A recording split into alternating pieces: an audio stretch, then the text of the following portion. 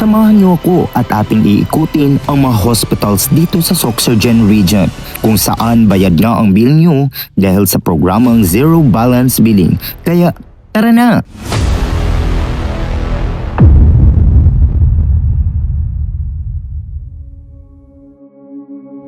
Sa panahon ngayon, ang pagkakasakit ay hindi lamang laban sa kalusugan, kundi laban din sa kahirapan. Isa sa pinakamalaking alalahanin ng maraming Pilipino ay ang gastusin sa pagpapagamot. Kapag may nagkasakit, hindi lamang kalusugan ang naaapektuhan, kundi pati na rin ang pinansyal na kalagayan ng buong pamilya. Dahil dito, ipinatupad ang programang Zero Balance Billing alinsunod sa mandato ni Pangulong Bongbong Marcos. Ngunit, ano nga ba ang ibig sabihin nito? Ang Zero Balance Billing ay isang programa na tumutugon sa pag-access ng bawat Pilipino sa abot-kayang serbisyong medikal.